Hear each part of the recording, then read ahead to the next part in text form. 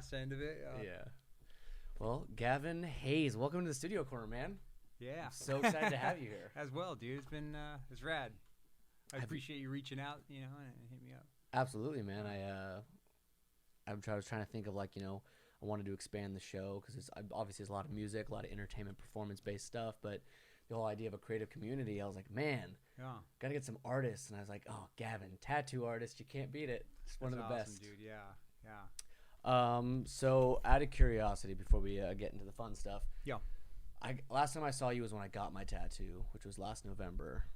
Have you had any work done since then? Yeah. How often do you have work done on yourself? I go in spurts. Like sometimes I'll go like 6 months and not get anything, and then there'll be like a couple months where I'm just like almost every week just getting really.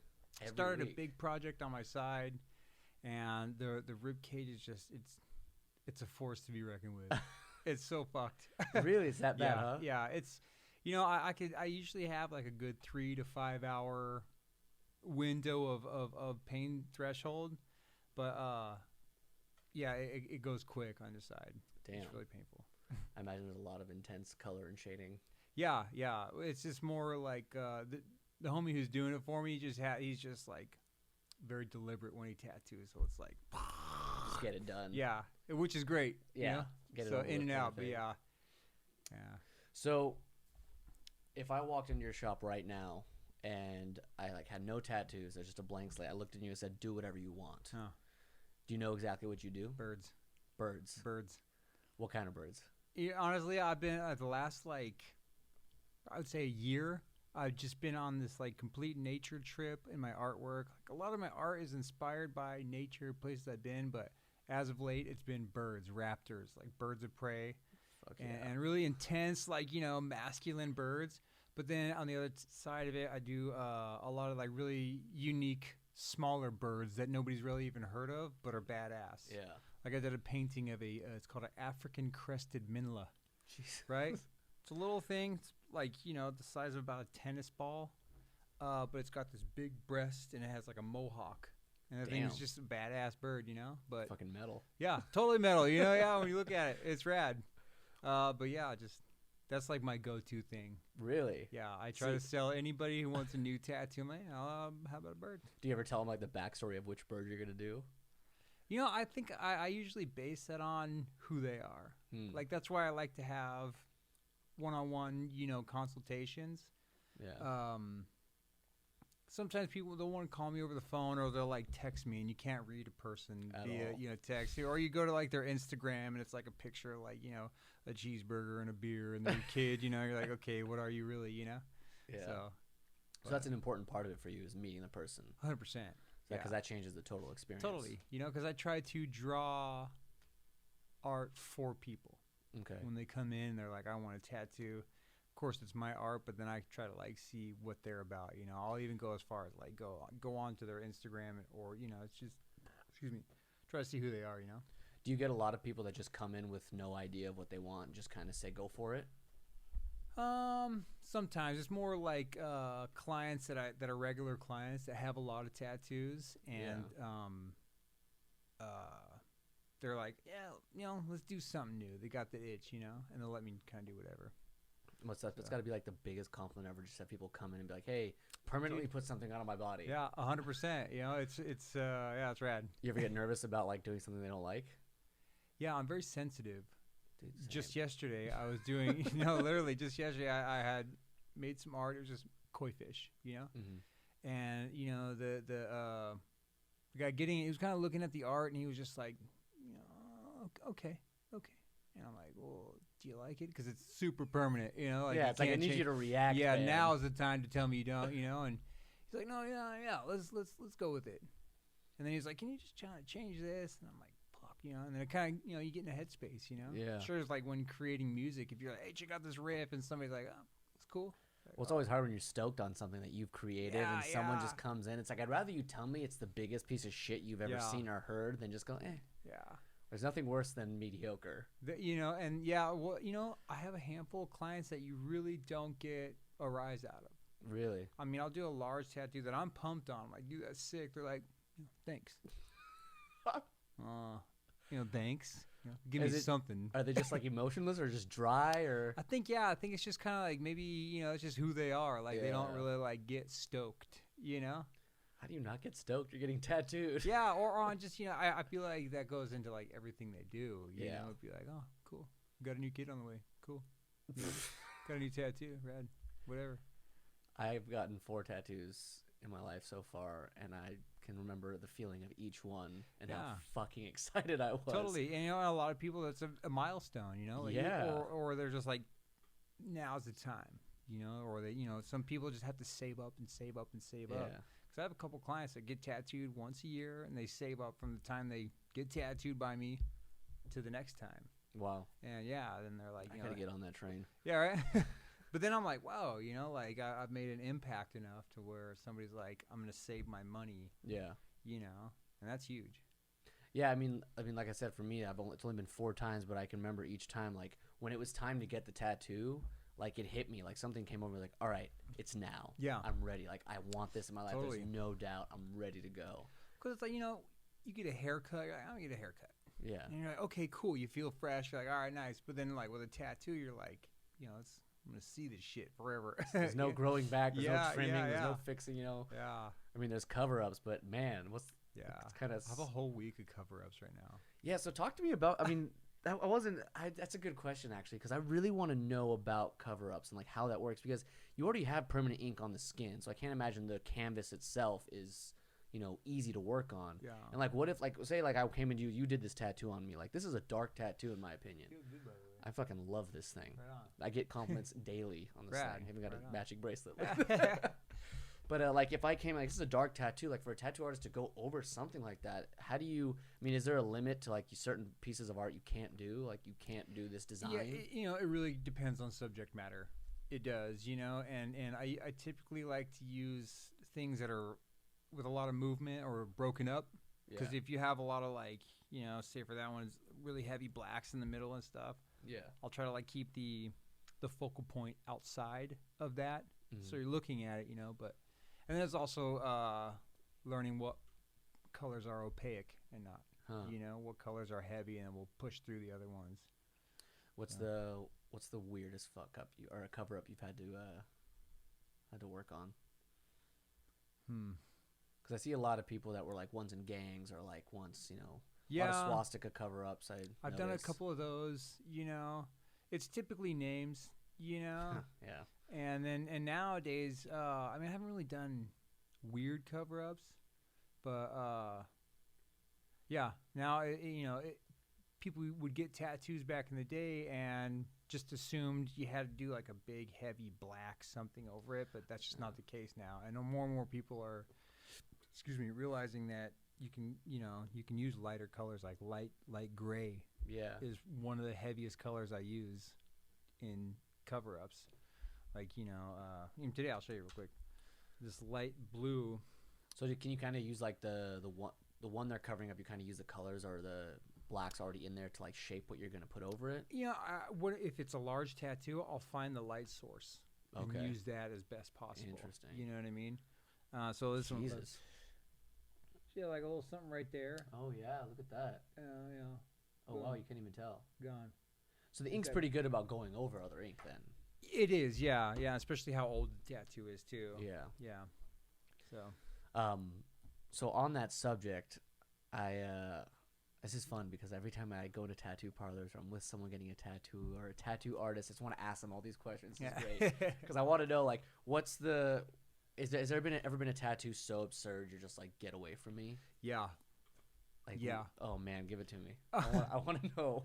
So it's actually on a friend of mine, Okay. and I've done well over 100+ hours of work on this dude. Wow. But he was like, he came to me one day. He goes, I'm not even kidding you. This is not a joke by any means. He's like, okay, so I know what I want. I'm like, Rad, what do you want? He's like, so I want like a goat, like a satanic goat with a chick, right, in a jersey with like the metal hands, and then what else did you want? And then with fire, right? Okay. But then because he's like a photographer, videographer. Yeah. And he's like, and in her eyes of this lady, I want one eye to be fierce, and then I want the other eye to be like somber. And I'm looking at him like, homie, what?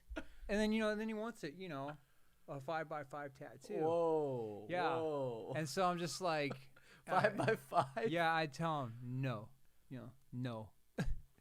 And Jesus. yeah, I kind of wish like I could see what he was envisioning when he like thought about a 5x5 tattoo with all those details. yeah. And then he wanted like a plaid skirt on her, and just these very, intricate designs that you're like, Jesus. what, Yeah. And yeah, and that's the one that comes to my mind like right off the bat. So have you ever like done a or have you ever had turned down or done a tattoo where you didn't like what the person was getting? Yeah, this one, for instance, he wanted all this stuff, and I'm like, no, you can't do that. And then, we'll go through deliberations of things you can add or whatever. And then finally, it sometimes just comes down to the point of just give the client what they want. Really? And so you're like, okay, and you do the tattoo, and it's just, it'll never make Instagram, Yeah. It's executed well, because I wouldn't jip him on it, but I sometimes the subject matter is just crap. Well, even executed well, do you think that you perform even better when you're more into it, or are you able to put it 100%. aside and? Yeah, if I'm not in the art, or especially like, same dude, I drew up a whole sleeve for him with all these things that he had wanted, and I narrowed it down to like 3 big subject matters. Hell yeah. And super pumped on it, and I did it on graphite and tracing paper, so it's hand drawn all the way through. And he just shot me down. He's like, well, I don't really like this, and the chick's not busty enough. He was like, so I'm like, okay. And he didn't want this cloak on this chick, and then the jaguar I had done, it was just like, yeah. the thing was, he's like, do your thing, you do you. I'm like, sick. So I did my thing, and he then fucking you roasted chopped the you. whole thing down, and I'm like, okay. So then the second one, he wanted bigger breasts, a bust, so I like hooked it up, right? Like, here's tits and a jaguar. And then they were too big. They were too big. And so I called him. I'm like, look, dude, I'm now charging you for the artwork. If you don't like this, then we can't work together, because obviously we're not on the same page.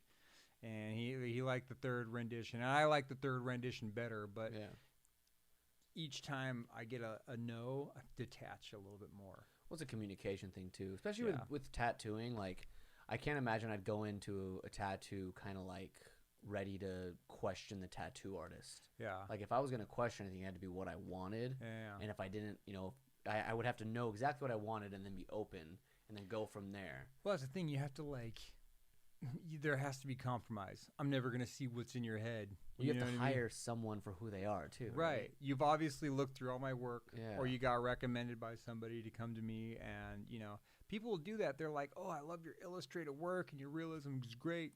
Can you do this Polynesian tattoo on me?" What the fuck? No, Like, literally, I did a tattoo. He was the CEO or the CFO of Cheesecake Factory. Wow. Yeah, and because my little brother worked with him, and he was looking at my work. So, man, your work is just incredible. The detail, I'm like, right on, man. He's like, I want to get a tattoo. I'm like, okay, rad. He's like, but I want an authentic Polynesian tribal tattoo.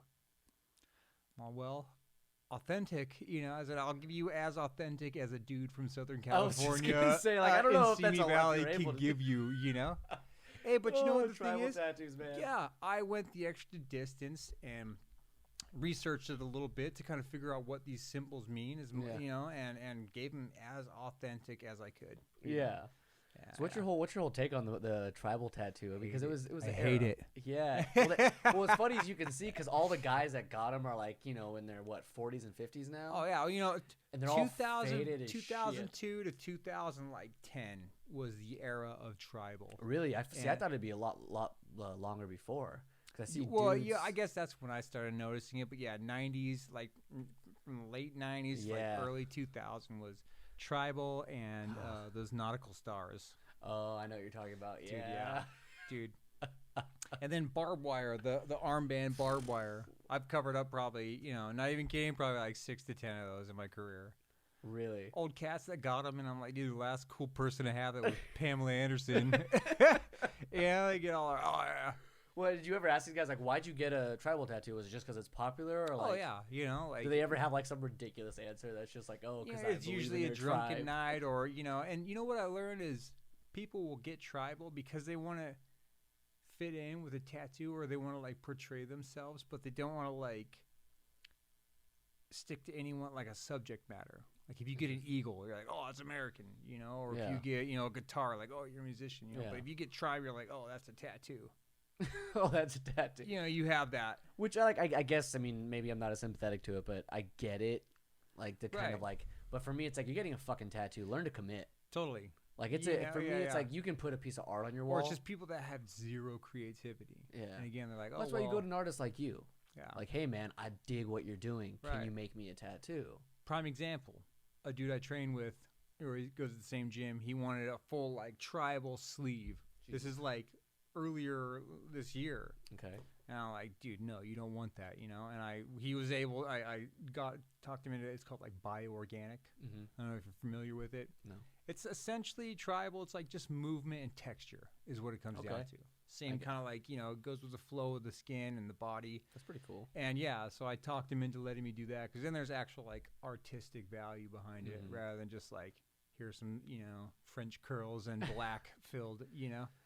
So yeah, and it just doesn't like look that good. I mean, especially where tattoos come. No. Like, dude, yeah, you gotta think about what's happening. Tattoo industry right now is huge. Why would you waste your money on a tribal? Right, and then you're just sitting there like, oh. And I'll get paid for them for sure. Like I've done a couple of them, and I'm like, you know, you're gonna pay me for this shit. It's boring, and I don't want to do it. So do you have? So talking about like payment and your hours, because you're not someone that fucks around, like sits in a tattoo parlor waiting for people all day. You know, you're a full-time artist. Yeah. So I remember when I went to you have half days and full days, and that's the only thing you offer. Right. It's not the only thing I offer, but it's what I push. Okay. Right, because in that right off the bat will eliminate clients that are penny pinching, you know, or clients that aren't really serious about the tattoo. It also feels like it gives you time to really dedicate what you need to. Totally, because dude, once I get in the rhythm, once you like find that groove, whether it's playing guitar, oh that's it, you know, or especially with art, once I get in there, it's just go time, you know. Yeah. And then you get a better quality tattoo that way too. I feel like you don't get a lot of people coming in and be like, oh my god, I want this. Where's the book? You know, blah blah blah. Right. No. Which is cool. Like that's totally a service. It's just, you know, a lot of the tattoo industry. Walk into any, you know, 90% of tattoo parlors are gonna have that book in front. Yeah. You know, but like so for you, so if someone comes to you and like shows you a picture and says, I want exactly this on my body, do you turn them away? I don't turn them away, but I tell them, you know, like if it's somebody else's art or let alone like somebody else's tattoo, I'm like, you know, I'll create you something just like this for you. And, you know, people are receptive to it. I've had to fire a couple clients because they're like, you know, I want this. And I'm like, well, I'm not going to do that because it's not my art. Yeah. And it's, you know, it's either somebody else, it's usually somebody else's tattoo. And I'm like, dude, you know, somebody else has that, you know, like that might be very special to them and you're going to. Yeah, I never understood that. I never understood the idea of like, I mean, definitely similar concepts. Like, sure, totally. like I was at a music event and I ran into a guy with the rest of the neck of my guitar on his arm. Yeah. In the same spot. I was like, that's fucking rad. Awesome, right? Yeah. But I mean, the idea of copying a tattoo kind of blows my mind. Yeah. And it comes down to the creativity thing. A lot of people, they want to. It's usually people that are trying to like hop on that trend, you know? Sure. Tattoos are trendy right now because they haven't been for so long, but now they're like, everybody's getting them, so they're like, well, I want that one. Yeah. You know? Yeah. Well, so like regarding the average tattoo parlor, you walk in, there's like 4 tattoo artists sitting at chairs, and you say, hey, can I get this tattooed on me? And they go, sure. Like that's your average tattoo, you know, artist. That's like we call those street shops. Street shops. Yeah. So you have those, and you have guys like you. Like, where do you guys connect on a certain level? Is there something that brings all you guys into the same plane of tattoo artists, or do you consider yourself part of a different group of tattooers? I don't want to sound elitist. That's fine. You'll go for it. You're incredibly talented. You should. But the tattooers that I gravitate towards are tattooers and artists. You know, when they're not tattooing, they're creating, and they're creating awesome, you know, pieces, fine art. You know, and then they're also, you know, they have a love for tattooing, and there's a lot of young kids trying to get in the industry right now that they see it on Instagram or they see, what's his name on Ink Master, doing it, and they're like, I want that. They don't care about, the craft. It's like a woodworker or a musician, like some kid is coming in trying to make some Yeah, they see the chubby- rock star on stage, like, oh man, I want to learn the I G want chord that. and I fucking want- scream into a do microphone. some power chords and Yeah. kick over a fucking speaker amp. Yeah. That's actually a good analogy. I like that. I mean, because I don't know. I just especially with tattooing, it's like, how do you expect to just pick up a needle? Like, this is my first day of art class kind of thing. Right. Like, you ever picked up a pencil and some watercolors or oil paints or anything? It's foreign, and yeah. The And tattooers that are here now, like currently, it's been in their blood since they were kids. It's like what they do. Yeah. Yeah. Well, I feel like you just have to be, an artist beforehand. Like tattooing, Totally. as much as it's a different art form, like it's no different than an artist choosing to paint or Well, you gotta think it's like a one artistic platform that you can actually get paid at while you're still alive. Yeah, wow, wow. If you're a Wow. fine artist like your dad, Fuck yeah, probably took him wow. a long fucking time to start making money at Yeah, it. he escaped Soviet Russia and prison and tortured and lived on There the streets of LA and Exactly, and so. should have been a tattoo artist. Hey, I do well, But Yeah. the thing is, it's taken me, I'm going on like my 16th year tattooing. Really? Yeah, and I didn't start becoming who I am now. I mean, probably within like the last 4 years is Wow. when my career was like, fuck yeah. And probably in the last like year and a half is when I'm really like being recognized by huge name tattooers, and they're like, seeing my work, and they're like, dude, that's rad. And getting compliments from tattooers all over the world that are solid as fuck. Like, So, oh, okay, In that journey, like, did you start at like a tattoo parlor where you were sitting in that chair waiting dude, for someone to walk so in? my first tattoo job was at Charlie's House of Tattoos in like 2005 maybe, and it was the only shop in Ventura County besides Jimmy's House of Tattoos, which was in Ventura. Mhm. Both of them were shit tattoo shops, ran by the HA because that's what the politics were at the time. Yeah. But you know what? At the time, it'd be Friday night, and there'd be people lined up in the lobby, and they'd have their stencil like in their hand, ready to go, like a conveyor belt. And whoever finished first got that next client. You know what I mean? Holy shit. Yeah, and it was like sink or swim, And so that's where I learned like my chops in tattooing. Like when it comes down to like, what do you want? Okay, cool. Boom, draw it, tattoo on the it. spot. Yeah, Probably good at Yeah. cash flow too. dude. For 2000, yeah, I was a young kid, and I was making dumb money. Wow. Yeah. At the time, unfortunately, I was a drug addict, Okay. so it all didn't to go drugs, to yeah. anything productive. But yeah, it was cool while it So lasted. you started out working in a shop run by the Hells Angels Yeah. in Ventura, addicted to drugs, and doing like how many tattoos a day? I mean, probably like 5 to 7. I mean, tell me. I mean, I don't Yeah. encourage drug use or anything Yeah. like that. But talk about a more legendary, start to When being you a put it in tattoo that artist. context, I'm like, man, that's Like, that's kind of kind of badass. shitty. I was on drugs, but it sounds cool. For a minute there, I was really cool. like, on when I the think about it. clout aspect, yeah. And then you break it down like, it wasn't. Yeah, it was a piece of shit. Yeah. But what a place to start from. What a place to Yeah. come from. Holy shit. Yeah. And really And then- respect it when you start to learn more about it. Well, and totally, and that's where I never had a formal apprenticeship. Mhm. I mean, I didn't even pass art class in high school. I failed it twice. Wow. Yeah, I didn't give a shit. Yeah, you I were loved art, but I loved doing it my way. I've picked up bits and pieces, but any of the knowledge I learned through tattooing or through graphite or painting, I watched on YouTube. And I'm Fucking like, YouTube, man. fucking YouTube. It's been around forever. I like anything I need, I get on YouTube. Yeah, I fixed my water heater from YouTube. Really? How to troubleshoot a fucking 1989, General Mills, You can even water type heater. in the serial number at this point. Oh, dude, yeah, and then, boom, like 6 tutorial videos, and what could have cost me, $800 on a new one, cost me $12 at Home Depot. Yeah. I was so pumped. I was like, yeah. So shit. I mean, you just walked into a tattoo parlor. Like, so before we like go move on, like when you had your first job, did you just decide I'm gonna try tattooing, or did you like No, have a drawing towards it? I had already been tattooing Okay. in my garage. Like, me and my buddies were like in bad shape, Yeah. and we all chipped in, and we're like, let's make some long-term bad decisions and get a tattoo machine. And so we did that, and I started tattooing my homies on their thighs and stuff. Yeah. Yeah, and I'm a pretty personable person, so I'd go to different shops. But, hey, what's up?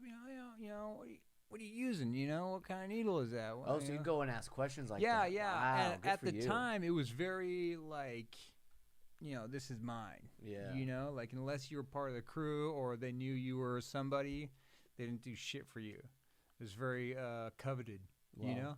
And so I try to I just kind of like see what kind of machine they were doing, like see how back in the day it was called Huck Spalding was a tattoo distributor, but they would have these big power supplies, and you could see the volts they were using. Oh, damn. You see how if they would change the volts when they were doing lining or shading. Whoa. And so Wow. I So learned a lot like that. That's freaking metal. That's Yeah. badass shit, dude. I'd be all like covert, like, okay, he's running at 8 to 10 volts, all right, I go back and, we turn it up to where it was at. I'm like, wait, it's running pretty good, and I'd see him kind of like file the contact screw down. Wow. And so, I learned a lot like that. So then you go over there to the actual parlor and got a job, and Yeah, kinda I was referred by a buddy of mine, and, I kind of went in. I did a tattoo on him at the shop, and it wasn't half bad. So he's like, "Yeah, let's do it." rock and roll. That's Yeah. that's pimp. So after the Ventura Hell's Angels parlor, where did you go from there? Did you upgrade the tattoo shop, or did you just go? No, to the new one? not at all. It was like pretty much right when I like got heavy into my drug use, Mhm. and so I was pretty much just in my like ex parents-in-law, my kids' grandparents' house or in their garage, and just tattooing.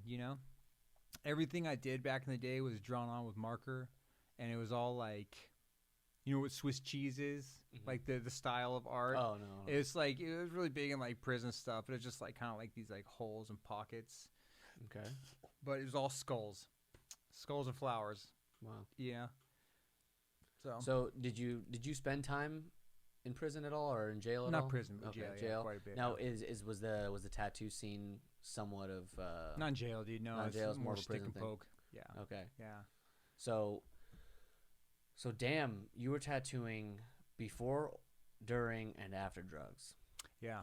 Okay, so is it cool if we dive into that just for a little Yeah, bit? yeah. I want to know because you're a very, like you said, a sensitive guy, an incredible artist. When it comes to art. yeah, Okay, no, I'm sensitive everywhere. dude, I'm the same way. I always tell people I'm the most sensitive man ever, but I will cut your throat on the way to the tissue box. Yeah, right. Like, let me get this tear out. I'll fuck you up, dude. 1 minute. Yeah. So with the tattoo, with the sensitivity, with the inspiration, I mean, you're a deep guy. Your art means something. It's a lot more than just look at the stencil and put it on. So regarding inspiration, did you feel a change in how you were inspired in your artwork on and off drugs? Dude, yeah. 100%.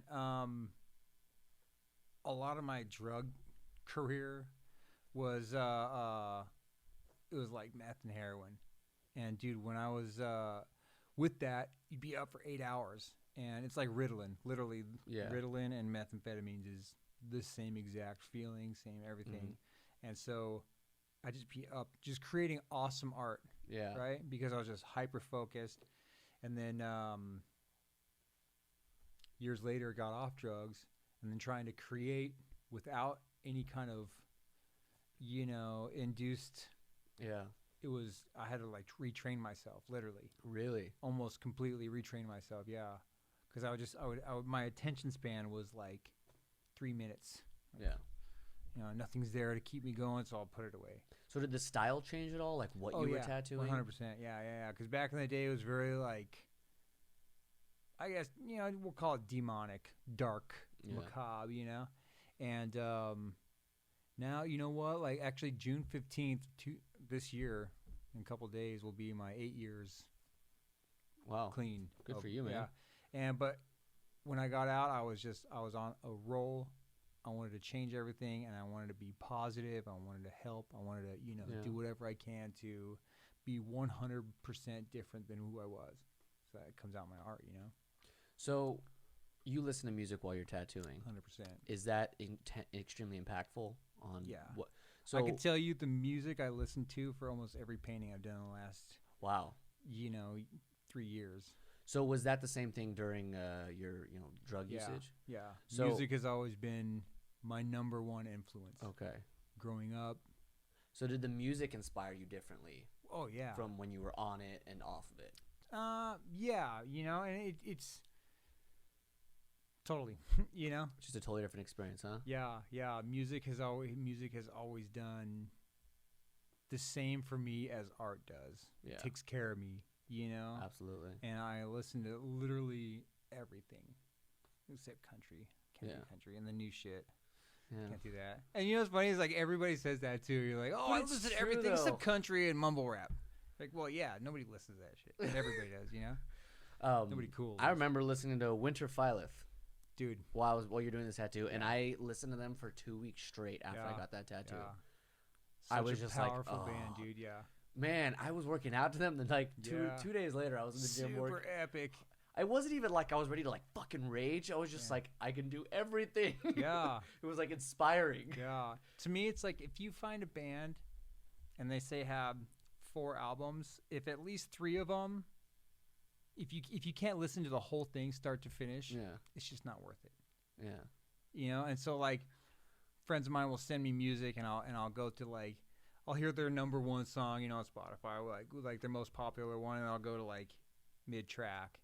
And if it's pretty good, I'll go to the next one, All right, then I'll listen to the whole album, and yeah. Well, it's funny because like people don't. A lot of bands, a lot of people don't do a lot of work into making the entire album flow. Yeah. As well as they used to, because now you can release 1 song at a time on Spotify and say Right. singles because they get more attention. Yeah, they do. Because if you release 1 song, it's easier to get more plays and more streams. Yeah. And, and a lot of people are doing it independently, so why not release it when it's done? Yeah. But the Is idea that why of they do that? I guess that makes perfect sense. Yeah, but it also takes away from the fact that, like, you think back to the days like, The Wall, for example, Pink Floyd. Like, you can't top that regarding thematic albums start to finish. Yeah. But that shit happened all the time. Yeah. That's kind of stuff was always around, even in the 90s, even in the early 2000s. There's even some rap albums that are thematic all the way through. I would say I'm a huge 90s hip hop fan. Oh yeah, I think early everybody's to late a 90s hip-hop. to like 2005. There's some new stuff that comes out that's still super hard and badass. Yeah. But dude, yeah, like it's like I always go back to it. It's somebody It's from kinda the that home 90s and it sound. is in heavy rotation at all time. Yeah. Nice, I like it. Yeah, yeah. Well, I mean, it was like it was a totally different world. It was a totally different world. Yeah. And like now we have this idea of release an awesome song, and some of these bands, all their songs are great. Yeah. But it's like, man, when's the last time you put an album on and just press start the first song and didn't touch anything? Yeah. That's a good feeling. Tool. Oh my God.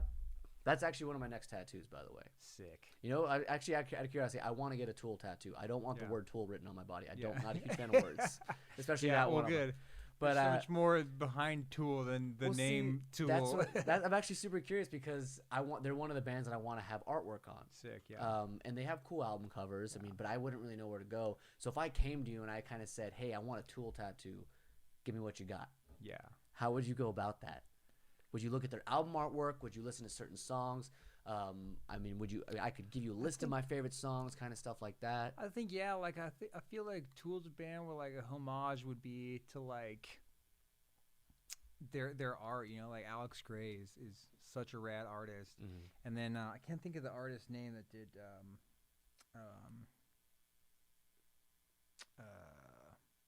Undertow. That's a metal ass fucking picture. Yeah. But yeah, it would be something like that, Yeah, that'd be. I've always thought about, because even Korn, like I think about Korn. Korn's another band that's like just so close to the heart for me. Their first 2 albums were like, it was heavy, dude. When it came out, like, what is this? My parents were like, what the fuck is going on here? Yeah, their first album. I mean, even today, if you play their first album for someone that's just never really heard Korn, they'll be like, this is like if the devil came to earth. Yeah. It's pretty fucked up. It is. But yeah, that's for me. That's a huge thing, like in tattooing. Like I want all music stuff. It's who I am. It's what I'm about. It's what I live for. Yeah, honestly, when I'm not talking tattoos, I'm talking music with homies. I mean, I have threads on my phone of me and my buddies, and there's little to no dialogue, but it's just songs. I'll hear a song, boom, or an album, you know, and we'll Damn, just I go gotta back get some and friends like that. dude. Yeah, and I love it, and that's how I get so much inspiration. You Yeah. know, is just like because it'll be. I mean, on the way here, I was listening to this like kind of like new like jazz fusion shit, and it's this dude is just so rad. Yeah. Yeah. Have you heard of Yosef Days? Yosef, Dude. Yosef Days. Yeah. Just Yeah. jazz fusion? Yeah. What was the name of the band we listened to? Also, we listened to Winter Phylith and a band that was like, it was like dark jazz or metal. Ba Haren and Der Club Gore. Yeah, you said that name. I was like, I'm never going to listen to these guys again, am I? I'm Yeah. never going to find them. That was so badass. Super dark. Oh, that was so cool. Yeah. I'm like looking back, I'm kind of upset that the first three didn't involve music. Yeah. Especially that too. I mean, I have a Metallica M and a Yeah, Nine Inch yeah. Nails logo on my shoulder. Yeah. One of the other first one was a guitar. Like, Yeah. god damn it. So actually, I hosted an art show. It's a little over a year ago now, and I did 3 pieces, and 2 of them I know for a fact had Ba Haren on like rotation Really? throughout the whole painting.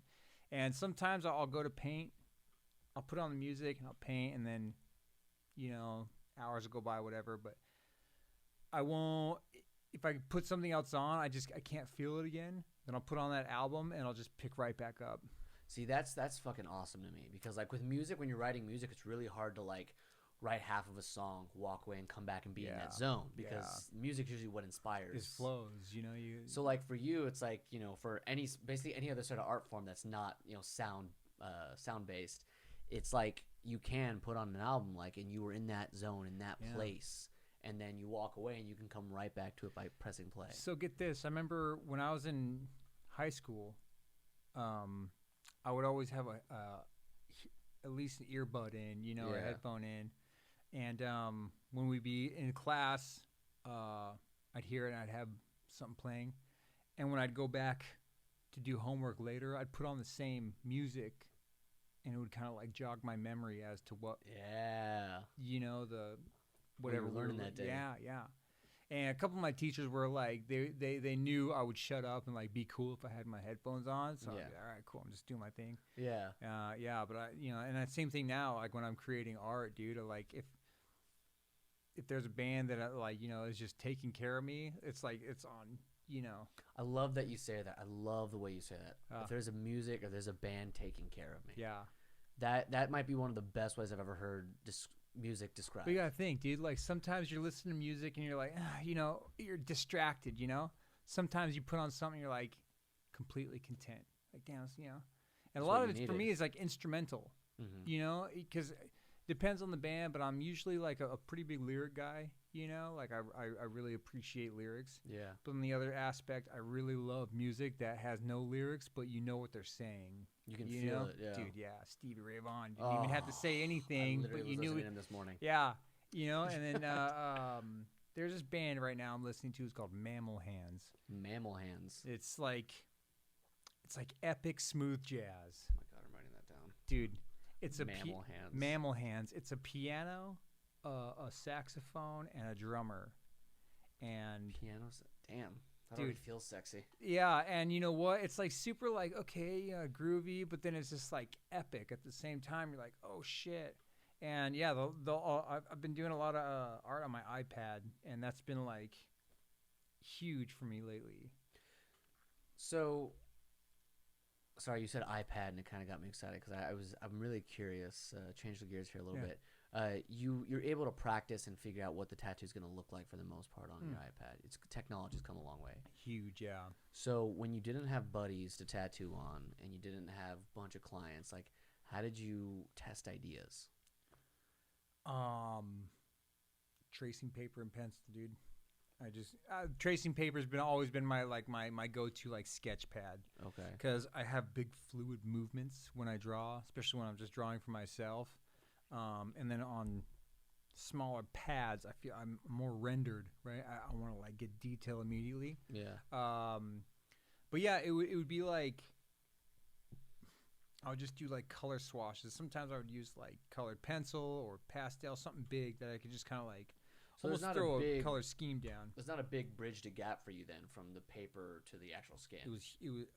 It really more, is. At least. Not anymore, no. I mean, because it's like through all the years of tattooed, I've learned skin types, you know, and learned what colors will work with what complexion. You know what I mean? Wow. And so I'll base my color palette on the complexion of their skin. Jesus, there's a whole freaking science to this. There really is. You know, to make a good tattoo, there is. Totally, yeah. Well, and the tattoo game has become just, dude, yeah. If insane. you're not at least trying to keep up, you know, because I'm confident with my work, you know, but the work that's out there is just unreal. Yeah. Like the people that I aspire to be like, I'm just like, I hate saying it, but I'm like, fuck, I'll never be like that. Like they get it, you know. They're like, yeah. Come on. Well, and that's the thing. That's what keeps me hungry, man. That's what keeps me like, fuck, you know, keeps me going. Absolutely. I actually, perfect story is a guy named Paul Gilbert. He's a guitar player, one of those shred heads. I mean, he's one of the greatest shredders of all time. He's a legend. I ran into him in the airport. Okay. Years ago, I was flying home from Oakland. Yeah. And it was like a half-empty flight, and this tall guy walks by. Long story short, he ends up letting me sit next to him, you know, open seating. And we start talking about guitar players. This guy is a fucking legend. This guy's like, you know who Steve Vai is? Of course. This guy's like Steve Vai, like level. We used to hang out, or my wife hung out with his kid, Julian. What? Yeah, we hung out with Julian last time we saw Animals as Leaders. Oh my God, how were they live? Better than you think. Oh my God. Yeah. Oh. Yeah. Literally. I just saw Tosin, right? Tosin? Yeah, Tosin Abasi, yeah. I just watched Generation X. I went to the show in L.A. Steve Vai, Yngwie Malmsteen, Zach Wilde, Tosin Abasi, and Nuno Bencourt. Wow. I don't know the last guy. I know. From Extreme. You remember that band Extreme? Is it like a power metal band? Or yeah, like, they're like cheesy hair band, but Nuno's one of like the best guitar players ever. Yeah. I watched all five of them play together. Tosin and Steve Vai next to each other. Wow, I just about shit my pants. Yeah. Anyway, Paul Gilbert is one of those guys like at that level, and I was sitting on the plane next to him. So of course, I was thinking I was like 21 at the time, and I was totally nerding out. I was like, "What's this guy like? What's this guy like? What's this guy like?" And every guitar player I said, I was like, "He's like, oh man, now that guy, he's a guitar player." Yeah. Talked about how great this person was, and like almost as if he'll never be that. I'm like, I'm pretty sure you're like the definition of shredding. You're like, you're the guy though. You're that guy. Yeah. But he's talking about these other guitar players, and I was like, it was a really cool experience because like while it's very humanizing, it's also like that hunger doesn't matter if you're the best in the world. And that's the thing. That's the thing about inspiration and creativity, dude. Like if you are an artist, you're always just gonna be just, you know, like there's always somebody you're inspired by. Yeah. No art is just like, boom, that's what I did. It's inspired by something.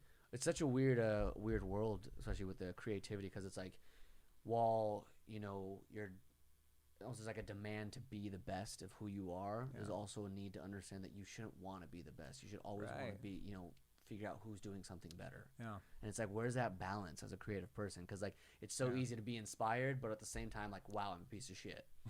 You know, there's that fine line. I wish I was better. Yeah. Like, do you ever struggle with that? Like, do you ever hit a point where like, yeah, my career's gotten to this point, but I see someone else doing something, and I'm like, you know what? I'm just gonna take a week off and cry myself to sleep. Yeah, you know, I definitely get in lulls, dude, to where like if I'm not booked every day, right? I'm like, fuck, people hate my art. I'm fucking, my shit sucks. I'm fucking washed up. I have like a legitimate fear that one day I'm just gonna be like, you know, like lose it. Because I know a couple older cats that tattoo still, and they're just kind of like, you know, they're tired. Yeah. You know, and they lost that drive. I'm like, fuck, I don't want to be that. You know, it's become like a job. Do they do it the same way you do it, where like they do their own art? For the most part, you know, but like, yeah, I think like the older generation tattooer is kind of just like the older generation tattooer. You know what I mean? Like they know what they do, and if you don't want that, then you know, they're kind of shit out of luck. yeah. But that's the thing. I think I'm like right in the cusp of. I came from a, you know, like older generation tattoos, right? Like fucking, you know, OG tattoo style, and then we now have the modern tattoo style. Yeah. But I'm like still riding that wave, you know, like I'm able to catch up because there's some cats that are just too old, realistically. You know, they're just like, well, they were the shit in 1998, you know, like Charlie, the first shop I worked at, you know. He has awards, you know, he's been in magazines, and he holds on to that. You know, like in 1996, I was the shit. But his artwork stayed in 1996. Yeah, it didn't evolve. Whereas same with music, same with art, tattoos. If you're not going with what's happening. It's like keep who you are, but like evolve. If someone have does to. something brand new that will benefit what you're doing, go for it. Look at Metallica. Oh, don't even get me started. Yes. Bud, Yeah. they fucking got off drugs and cut their hair and turned to shit, and then now they're making music that they're trying to sound like the old way, and you just like you hear them trying so hard to sound like Really? the old way. Is that how you feel about it? Yeah, Well, here's my Metallica thing regarding that. yeah, I think I loved Load and Reload. I love those albums because they were totally different than Metallica, but I thought they were great songs as just music. I thought it was great music. I thought it was spectacular. Yeah. But then Saint Anger came out, and that was around like when I was growing up. Okay. I think I was what 6. I was like 9 years old when Saint Anger came out, and I wasn't, I was hooked on Metallica only. I was listening to a lot of Rob Zombie and Nine Inch Nails at the time. But I fell in love with Metallica growing up, and I was like, these guys are everything. It's all I wanted. It's all I wanted. It's all I wanted. And I would listen to the albums like, wow, a lot has changed. Yeah. And then Death Magnetic came out. Death Magnetic, in my opinion, is one of the greatest musical albums ever released. I love that album. I think it's because I'm a guitar player, though. I'll be honest. I think I've maybe heard one song from that album. Really? Yeah. You gotta listen to that whole album. Hey, I Lyrically, too, it's pretty love Metallica, dude. But like, their first like 3 or 4 albums up to the Black sound. album. There was a sound. That. When I listen, because I listen to metal quite a bit. Yeah. But if I listen to metal nowadays, it's mainly black metal, and I just love that that grimy, like no studio. It's like in a garage. It's like thrash got heavier. Dude, yeah, but I love that tingy, like really raw sound. Yeah. Metallica had that, like they owned that. Yeah. You know what I mean? That was just the recording at the time. Yeah. Like, See, I feel like overproduced music is just kind of like overproduced. it's overproduced music. It's a preference. Yeah. But see, for me, like Metallica wasn't they were like struggling to get the sound, but Death Magnetic was probably, I think it's my favorite album by then. No shit. It's like that and Master of Puppets are right next to each other for yeah. me. For a lot of reasons. And then Hardwired came out, and I think the songs are great. The lyrics are, fucking lyrically, that album was spectacular. James just gets better. The guy just like lyrically and like skill wise, I don't know how he does that fucking right hand. But I will say it's hard for me to say that they were trying, but they definitely brought back a lot of old Metallica sound with a new production value. I thought the album was great. I love the album, but I definitely understand what you're saying for sure. And it's kind of like a crux too. Like, you want to give the people what they loved, but at the same time, as an artist, you're like, I want to do this. But you're familiar with Dissection? It's a black metal. Anyways, early Dissection was Go ahead and jot that down. Early Dissection was just raw, first generation black metal. They had an album, Mali Kali, and Reign of Chaos, and it was like a chuggy, clean vocal album, and people are like, "What the fuck is this?" Yeah, like they want that black metal sound, but he was an artist trying to like. Well, so here's my question: like, if a band does something different, like I get that they have a following for a certain sound that they're giving, but if they do something different, if you take away their history, their past, and you just put in front of them that album, like, did they make that whatever genre that is? Did they do that well? Yeah. And I feel like people leave that out a lot. They do. Because it's like, a metal band could do like take Corey Taylor from Slipknot. Okay. He did Slipknot, and then he came out with Stone Sour, and the first few songs of Stone Sour were like soft. Yeah. They were soft songs, and I hated them. Yeah. I was like, fuck this shit. Yeah, what is he doing? Where's Slipknot? What is this bullshit? And it wasn't until like years later that I was like, those were actually good songs. Yeah. If you take out the fact that that's Corey Taylor, yeah, that was a good song. And it's like, wow, it's so hard to look past those things. Yeah. Because someone gives you something that you're so attached to for so long, and then they change it up on you. You're like, fuck you, man. Yeah, what the hell? Yeah. And that's a very rare case, though. And I do the same thing, too, because, I can't think of any examples right now. But, I like to... I'll hear them out. But sometimes you're not ready to receive it. Absolutely. Somebody will send a song that's like, this is the shit. And you're like, okay, you hear it, and you're like driving, and you're just like, no, this is crap. Yeah. And then you put it on a couple weeks, you're like, I want to listen to that song. And then you're like, wait a minute. Now you hear what he heard. And you're like, oh, shit, okay. What's crazy to me too, it's such a, and I don't really know how to break that down, like scientifically, whatever. But the fact that you can listen to the same song 2 different times, and just because it's a different time, Yeah. it could be the greatest thing and the worst thing. Headspace, dude. That's wild to me. Yeah. Which once again, like you and your tattooing, like having Yeah. a song, an artist playing that puts you in a certain place. Totally. And so I feel like I'm very in tune to my clients' emotions. So sometimes I'll put on a song based on what I think they would like. Yeah. And sometimes they totally dig it, and you can tell they're not gonna say it, but you see that you hear they're hearing it. Sometimes you can see it in their face, like, wow, what the fuck is this guy listening to? Yeah, they're Yeah, like, but- buddy. Yeah. I had so much fun when I got my tattoo. I remember Yeah. walking out of there. I was like, that was more painful than I thought. I think I was kind of a bitch. I got to be kind of. I was like, I got to be tougher next time because that really didn't hurt as bad as it actually did. But I love tattooing people that appreciate music, because then while we're tattooing, we can talk music, and Oh we can man, listen that to new made music. it And for me. dude, yeah, It's yeah. such an experience. Like I can almost like remember all the hours of you working on my arm, the people where they were standing. Like it's for me, I remember everything about Yeah, the yeah. experience. That's So right. like having that music. And in that's the what I back. try to sell too in my art, is an experience. Oh, You can have a absolutely. tattoo. I got a tattoo by a world-class tattooer. Cool dude, but the experience was shit. I would never go back to him. Yeah. But you could be a mediocre tattooer and give an awesome experience, and you're gonna get somebody coming back. Yeah. Because they're like, oh man, it was.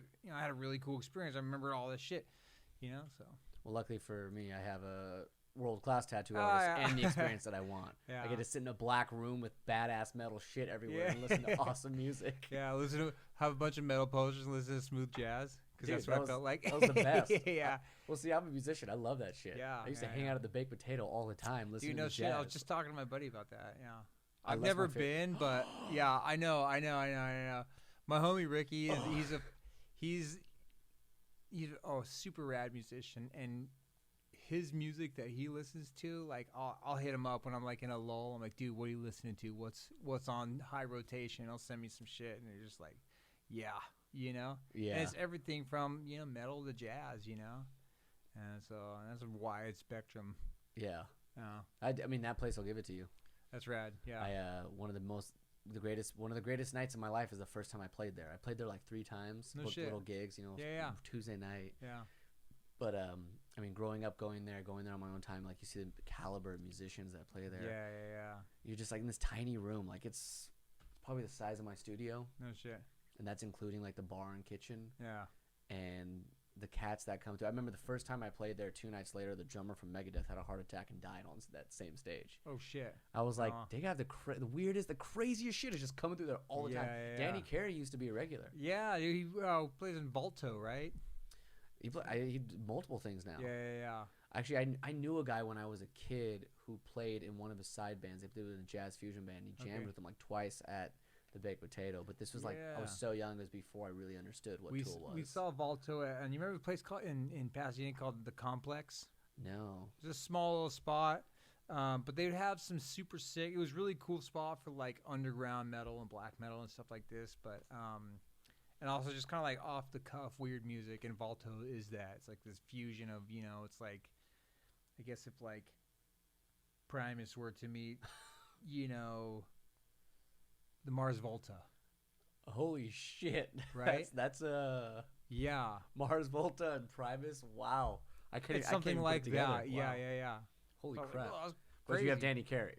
So somehow you're grooving. Yeah. It doesn't matter what you put in front of Because that you have man. that like it's Danny Carey. It's you fucking know? Danny Yeah. Carey. Fucking Maynard could come out with some fucking weird ass opera shit. You're like, well, it's Maynard, so and then you find a way to like it. Appreciate it, yeah. But anything he does touches fucking gold. So I know, dude. Yeah. Oh man. August 30th, dude. Oh my god. You know Yeah. what? I'll have to start saving now. We'll design a tattoo and Yeah. we'll do a Tool tattoo the day it comes out. That'd be sick. I want I'd to be do that. 100% after that. I would love to do that. Yeah. I got my Metallica M when they released Hardwired. Okay. I was like, I figured I don't know when the next album release is gonna be. I need to get it now. Yeah. But Yeah. That'd be rad. I love doing that. I love the idea of getting a band tattoo the day they release an album. Yeah. And I guess they've been saying it's gonna be the best album yet. Which Who wouldn't say that though? You know, what band would be like, oh, it's gonna be one of our shittiest ones, but we're gonna. Maynard would say that. Yeah. Yeah. Maynard would be like, I don't know if it's our best work, but it's good. It's good. But everyone's talking about it. Oh man, It's a buzz for sure, dude. Because I know, a handful of my homies are like, Tool. yeah, Tool, fucking Tool. Yeah. Yeah, that's one of those top notch bands. Yeah. Any one of their albums, Yeah, any single one. they're timeless. How many times you listen to Lateralis? Oh, and count. That's no number for that. Yeah. And you can put it on right now, listen to the same thing, and feel the same emotions. Yeah. Oh man. Yeah. And it was funny is like Tool's one of those bands for me. I don't think this is for everybody, but for me, it doesn't matter what mood I'm in. Yeah. 9 Inch Nails and Tool are two albums. I was just listening to 9 Inch Nails a day. Two bands with a sound. It doesn't matter what mood I'm in. I can listen to it constantly for the rest of my life. Yeah. Yeah. The Downward Spiral. All of them. Yeah. Yeah. That's a whole. Actually, Eulogy by Tool is, in my opinion, one of the best songs ever written. Yeah. Lateralis is you can't top it. Just. Yeah. There's no words. Yeah. Absolute genius. So tattooing. Yeah. So you have a. This is cool though because like, I feel like a lot of people go into tattoo parlors and meet tattoo artists like, oh, you're an artist and you do tattooing. I appreciate that, but you have so much philosophy behind what you're doing. Do you have like a mission statement or like a mantra or something that you tell yourself or something that you live by regarding your tattooing? You don't have to. It's just kind of curious. Well, no, I'm yeah, like Yeah. I do, Is there like but a- it's not. Because I was focusing on the mantra. I'm like, fuck, do I have a mantra? Yeah, is it written up on the ledge or something? Yeah, this is namaste. You know what? I make every tattoo as if I would want it. That's pimp. You know, if I wouldn't be willing to wear it, like, why would I be willing to do it? Even Yeah. with the people that you're kind of like, this is dumb. Homie, I have some clients that I fucking hate. I do. And the two clients that I'm thinking of right now, one of which I've told him, I'm like, dude, I don't like you as a person. You're a pain in the ass, you know? But I'm literally like the only person that's willing to fuck with him. And Really? It's that bad? Yeah. We don't have enough time tonight to go into it. It's the worst client I've ever had. And I still don't know why I continue to tattoo him. But I don't know. I think I just, because, at the end of the day, he pays me really well. And he knows he's a fucking pain in the ass. So he'll, and this is for you, and here's the tattoo. I'm like, all right, until next time, That's probably why you still do it. Yeah. I'm all trying to think of reason why. I'm like, oh, it's money. Yeah. Yeah. So even with him, like the tattoo has to be something you put on yourself. 100%. Yeah, dude. Because you know what? Even though he's a piece of shit, I don't like him. He sees a lot of people, and a lot of people see what he has. Yeah. You know what I mean? So if I give him a piece of shit tattoo, dude must be a piece of shit. Yeah. You know? It might be similar to the thing like, if you write a song and release a song and like you're mad that someone you may not get along with is listening to your song. It's like, well, it doesn't mean you give, half of who you are to the song. You're still writing the song. You're still making the tattoo. Yeah. It's like, it's outlet, And it's cool. Being a tattooer is like sometimes if you're in a lull, you're like, fuck, I don't know what to draw. I can't be inspired. Comes client and says, hey, I want this and this. I'm like, oh, okay. Easy enough. Yeah. Sometimes it's a nice little blessing there, huh? Yeah. Or I'm just like, so you don't want a bird? So you So you sure you don't want a I really raptor? want to come see the. I want you to send me like some of the birds you're working on. I'm kind of into this. I feel like I want to get like something now. Dude, yeah. Eventually, I want my whole arm covered and just Sick. music stuff and cool stuff. I don't know how the fuck I'm going at it. I just kind of, I count on you for that. I give. And that's where I come in. You know what I mean? Well, that's like for me. It's like if I'm choosing a tattoo artist, and this is my next question because like when I'm choosing a tattoo artist, like when I found you, I was like, I need to find someone that I like regarding their art, their personality, and everything. I was like, I want them to put who they are on me with the things that I want to look at all day. So for you, if someone came to you and said, I want to find a tattoo artist, what's the best way someone should approach any sort of permanent body art, a tattooing? Like, how do they choose their artist? How do they choose their artwork? What should it be about? Should it be meaningful? Like, yeah, I think the best platform would be Instagram. If you can look at somebody's art, especially because there's a lot of tattooers, you'll see right off the bat if their art is all over the place, you could just tell they're like client comes in, I want a cherry blossom. Okay, I'll give you cherry blossom. Or I want an alligator. But then there's artists that you see their art. Different subject matter, but it's their art. Yeah. You know? But any client that's shopping around locally is like, just go into the shop. Talk to them, and, if Vibe with them. You know what I mean? Like, if you feel like apprehension or like, I'm not too sure, then obviously it's not the right artist. Yeah. But a lot of people work on impulse. They'll be like, wake up one day, like, I want to get a tattoo. And they'll go in. But again, that's where the street shop comes in, and then our studio comes in. Yeah. People that come to us have sought our work out. I got people driving in from Palmdale, Merced County, all over. I had somebody driving from Oregon. Yeah, I remember you were telling me about that last time when I was in there. Yeah, fucking 14-hour pilgrimage to come get tattooed by me is fucking an honor. You're like, whoa. Worth it, though. Yeah, and I gave her seriously one of my favorite tattoos I've done. But yeah, it's all about the experience, and it's all about, like, if the artist is feeling you and you're feeling the artist, then you guys can kind of be on the level, Yeah. So how about regarding, like, what to get? Like, if someone decides, I want to get a tattoo, how should they go about it? Should it mean something to them? Like, should it have, like, a meaning behind it, or should it be cool? Because I always, like, I say this thing, you're probably going to hate this, but I always tell people, I was like, there's only two reasons, in my opinion, that people get tattoos. It's funny or it's cool. I was like, that's what it. else is there? I tell people, I was like, literally, and people are like, oh, I got this because my grandpa died. I'm like, yeah, but it's not like you're forgetting about him. Yeah. It's like you put that on your body because you thought it was cool to do that. Yeah. There's nothing wrong with that. I support that fully. But don't sit here and try to act like this was fucking Michelangelo in the Sistine Chapel, That's me, though. So, like, and that works for me. Some people, it has to be a totally different process. It has to be an impulse when they wake up. It has to be something that means so many things. So, like, if someone came and said, Gavin, I want to get a tattoo, I don't know how I should go about it. Yeah. I guess I always just tell people, like, what was the last thing you looked at to make you want to get a tattoo? Right? Because obviously inspired that, that path, right? If you're just going through Instagram and you see a chick with a tiger face, you happen to like a tiger. Okay, so from tiger, do you like a Japanese style tiger? You want like a realistic tiger? You want an illustrated tiger? Yeah. And then you can kind of like give them enough to hone in, what they want. So even, what if it's, just anything, not even a tattoo, if it's the last thing they saw? Like, if I saw a guitar that I liked, I was like, you know what, that's fucking badass. It'd be cool to have a tattoo of that. And then I changed my, my train of thought. Yeah. Like, that was the last thing that made me think about getting a tattoo. So I should start from that. Exactly, yeah. Obviously, guitars are it's a bit of my high thing. regard, right? Same with somebody who's like, was at Home Depot and they saw a sick flower in the garden section. And they're like, okay, I like that. Okay, so you want something floral, like, yeah. Damn.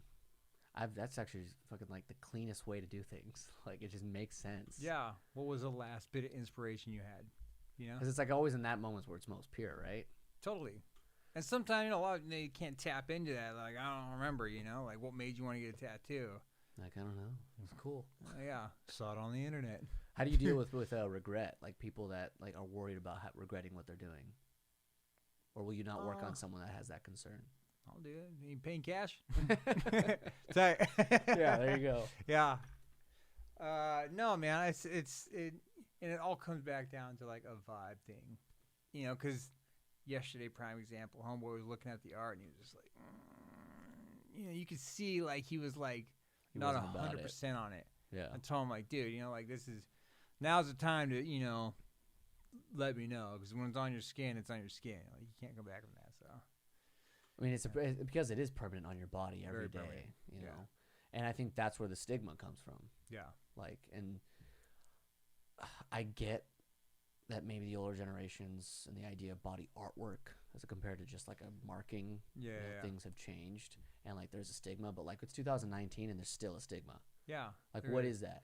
Why is that? What I've noticed being in the industry, the stigma nowadays is if you see somebody with shitty tattoos, you obviously know they made bad life decisions. They're probably fucking, penny pinching. They don't have that much money. Or if you see somebody with really well done tattoos, you're like, oh, he sought somebody out And so now it's almost like a status thing. It's become like appreciated like totally. art. You look at somebody's art and you can see it's all chopped up. You're like, fuck, Yeah. They got it from a garage. They're obviously not, they don't care about what it is. They just want to have it. Yeah. Whereas somebody that you could tell put a lot of money into what they have and they're a collector. That's very interesting. Yeah. How do you deal with people that have an issue with your tattoos everywhere? I mean, do you ever run into people that are like, "Oh, what are you doing? Like, why'd you do that?" I mean, really not too much nowadays. Usually it's funny because we'll be like, when we go guest spot, right? We'll go to different states and stuff, tattoo out there. We were actually in Oregon, and we're at this gym. Have you been to Planet Fitness? Or I swear not to ever step foot in there. I mean, I was like, this place is for pussies, The lunk dude. alarm? Yeah, it's fucking pussy shit. They're like, we don't judge. We're like, but if you're this guy, Yeah. like, you can't wait a grunt, minute. you can't drop weights. They don't have benches, right? But okay, so we were God. we were in there, Lunk alarm. and people were just like, I mean, give me the stink eye, and I was like, dang. They literally built a gym for people that fucking are judgmental assholes. Yeah, but they don't judge, but don't be this guy. And it was literally, if you're a guy that comes in with like a tank top, with a gallon of water, and he sees something like, that's judging right there, like a big banner of It's like, why'd you judgment. first? I want to talk to the person that came up with that platform. It's like, why would you make a gym then? Like everything that goes, feminist, everything that goes with a gym, like you just like no. I don't know. It makes no sense to me. Yeah. Well, like I mean, for you, like forget the muscles. Like you're really in really good shape. You work out every day, but Thank you you. walk in and they're looking at your tattoos, yeah. and they're like, oh, this guy is someone not belonging because of these Right. tattoos. Well, like that stigma. Like what the fuck? The thing is, too, like back in the day, I had a facade like I needed to be a badass, right? So I got a bunch of tattoos, and if you look, some of my tattoos are pretty cool, but there's a handful of them that are really shitty. Yeah. But I think because there are so many of them, it's just kind of like people either assume I tattoo or assume I'm in some kind of like alternative career, Yeah. I tell people, they're like, oh, what do you do for a living? I dance. They're like, oh. And they believe you. Yeah. They have no time. What do you say? No, you don't. Yeah. Well, it's funny because like even me, like I love tattoos. I love the whole idea. I like committed things. I like everything that has to do with commitment. I'm an extremist like that. Yeah, like, yeah. You got to commit to something. That's okay. That's what I want to do. I don't want Right, half-ass shit. Totally. So tattoos are like the pinnacle. That's is. the ultimate way of saying Yeah. I commit. This is my body. I get one life and one of these. Let's fucking put shit Let's on do it. Yeah. So I love that. So when I see it, it's there's that for me. There's also like someone walks into a mini mart 2:00 in the morning and they're covered in tattoos head to toe, and a guy walks in and he's not tatted. Who are you gonna look at first to be worried about, right? Yeah. Like that it's still there. exists. It still does. So is that because tattoos came from a gang related thing or? Oh yeah. Well, think about. Realistically, up until recently, it was either fucking outlaws or sailors that had tattoos. And it's been years and years and years and years and years of that until recently. So how long do you think before that kind of like stigma goes away? I think the younger generation is like doing a really good job of like keeping that. You look at there's young kids, 19, 20, and their first tattoos on their face. Yeah. And you're like, you're a fucking idiot. You're not a convict. You're not creepy. You're a fucking idiot. And so it's gonna go from they're convicts to here comes the fucking dumbasses. Yeah. Yeah, that's what's gonna happen. It's just gonna change the title. Well, I also think like someone at your level of like our artistry, like an incredible artist, is not gonna like I can't imagine if like an 18-year-old kid walked in and said, "Hey, I want you to fucking tattoo my forehead." You're not gonna be like, "Sit down, let's do this." Yeah, I know. It's like you kind of like you make a statement with your tattoos. Totally. And the thing is, like, that's why I don't do I seldom, if ever, do small tattoos anymore. Mm-hmm. Not because I'm like better than that or whatever, but if that small infinity symbol is the first jumping off point that somebody sees, like, oh, who did that? Oh, Gavin. You see a executed well, but you just assume that's what I do. Yeah, absolutely. That's why I'm like now, like, no, let's do a fucking tattoo. Yeah, let me impress the world. Right, because then, it doesn't matter who it is, dude. Because my client today, super rad lady. She's a at-home mom, right? You think, oh, just an at-home mom, but dude, she's like a pillar in her community of at-home moms. You know what I Yeah. mean? And so I do a good tattoo on her, and already I've had people hit me up. Oh, I saw the tattoo, Ellie. I want this, I want this, and Yeah. then my homegirl wants that, and she's got 9 kids, and she wants all their names, and yeah. So, That's fucking rock and roll. dude, yeah, You're smart about this. Damn. yeah, and that's the thing. You have to be, dude. You know, and Yeah. that's why I have going back to the rate. Yeah. How much your tattoo is? 500 or 800. That's it. Like, And if somebody's like, oh, you know, or even before that, like, oh, it's just $100 deposit. They're like $100. I'm like, fucking. you know, I went through a phase where I was making very good money, and I was a little prick because I was Yeah. hanging out with stupid, I was hanging out with Money's people that were nasty, dude. Well, I was hanging out with people that were money, ruled all. Yeah, yeah. And I was making a good amount of it at the time, and I would walk into Foot Locker and drop like $3,000 Yeah. because I thought that was it. But that's all I spent my money on. Yeah. That's $3,000 Foot gone. Locker. Like I'd have shoes and gym clothes. Yeah. And looking back, not having that, not being that guy anymore, I look back and I'm like, the fuck? Yeah. Like I wore those shoes how many times and then got rid Yeah. of it? I wore those shirts a few times. And then I think about like, oh man, $500 for a tattoo. I was like, this shit, I live with this. Homie, you have no idea. People come into the shop, you see a nugget, dude, a diamond ring, just massive, and like, the fucking couture purse on whatever Yeah. top model purse. And they're like, well, we're price shopping for tattoos. How much for this? I'm like, oh, X amount. They're like, $200. And I'm looking at it like, girl, you came in a fucking, You're going to put that down and go in another room when Land you get Rover. And, yeah, like, come on, But, yeah. home. I mean, like if you're going to spend money on something. Yeah, so many people are going to see all the time, yeah. But you people- live with that, Yeah. It's like you have to wake up and see that every day. Yeah.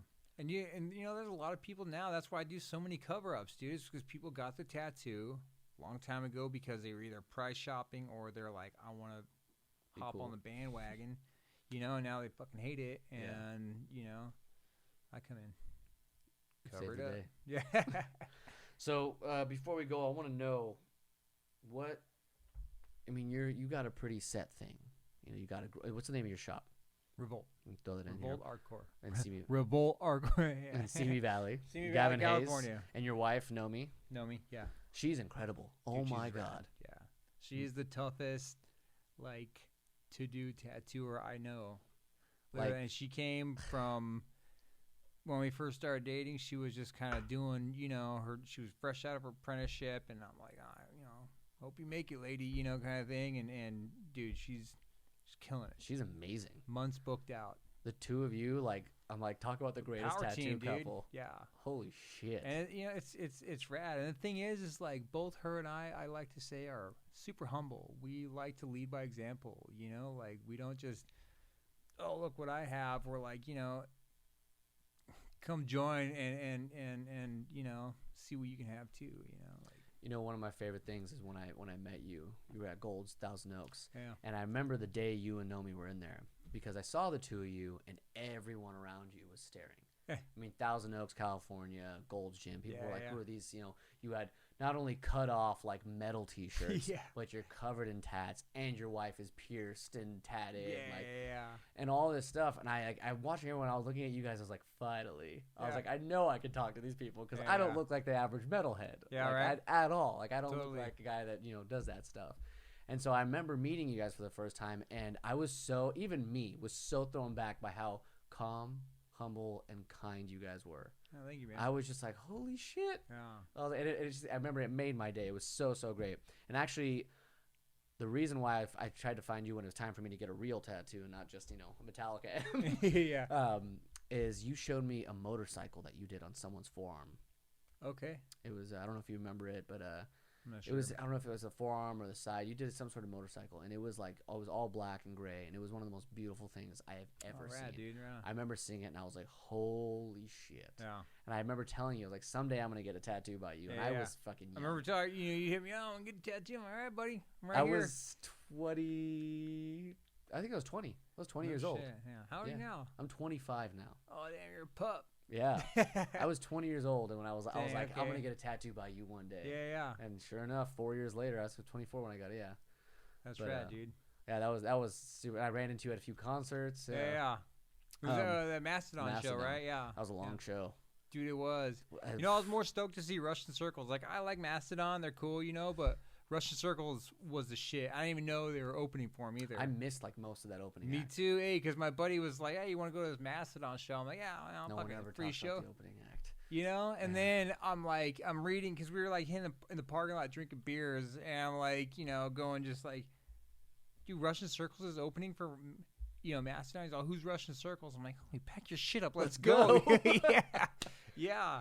Yeah, I remember that. That was one of the longest shows. That was a hard one. Yeah, it hurt. yeah. That one hurt. They put on a good show, but Yeah. I was just like, fuck, okay. Well, they didn't stop playing. Dude, He yeah, made us. I think he said like 2 words yeah, outside of singing. yeah. just Brent going. Hines, just psychopath. Yeah.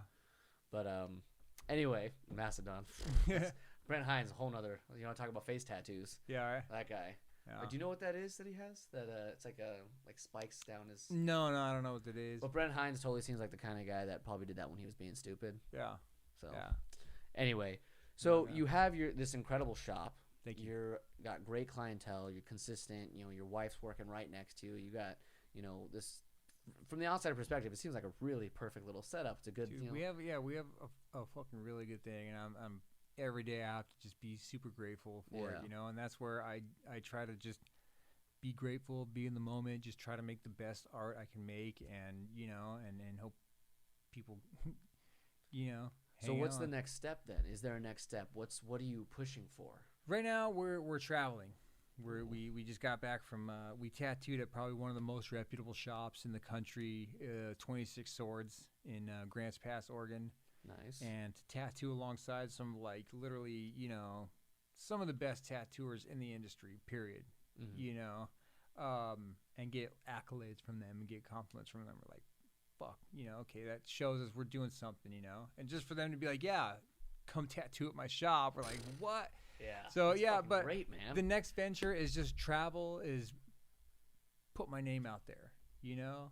Look what I'm doing, and we're definitely gonna open a shop. We don't know when. So the two of you want to open up shop together? Yeah, and we want to have a shop that's just like anybody that goes in there just feels a good energy and has a good experience, and we want to have the same thing for the tattooers that are there with us, and just, you know, we're Nice. trying to make like a coalition of fucking solid tattooers that love the team, craft, yeah. dude. You know, it's hard. I mean, because we're looking for an artist in our shop right now, and the criteria we have is stout. Not many people can match that because we don't get walk-ins. You know, we do, but they're very seldom. It's word of mouth, and it's our clientele. So you need to have a strong clientele. You need to be cool. Can't be egotistical because there's a lot of ego in the tattoo industry. Yeah, I can totally see that. Same with the music Totally industry, I'm see sure, that, you yeah. know. And so yeah, it's yeah. But the next big venture is the shop. Do you our have a look? shop. Do you want to open it out here, or do you want to move That's to LA? where, you know, or- I'm tired of California. Okay. I really am. We don't know where we're gonna go yet. That's where we're doing the traveling. We're kind of like seeing, like, we just know once we get to a town, we're like, this is it. So Shit, far, it's you been op- Oregon. I was gonna say, if you open up a shop in Portland downtown with Yeah. the level of tattooing you guys are doing, you'll fucking have a monopoly out there. Yeah. I've been to been to Portland twice, and it's a happening scene. A lot of young people, all Totally. that stuff. But the level of tattooing you guys are at, you bring it out there, man. That's where we really like Eugene, Oregon. Yeah. Yeah, because Okay. like we want to live in the cut, you know, like away from everything, but then still have, you know, a Yeah. nightlife and tattoo life, you know. So It's fucking rock and roll, man. trying to be rock I'd and come roll. to Oregon in a heartbeat to Yeah. get tattooed by you. Thank kidding? you. Yeah. I yeah. plan on having you do everything. Yeah. By the way, Awesome. everything on my right arm. Fucking Probably right on. that's as many tattoos as I get. Yeah.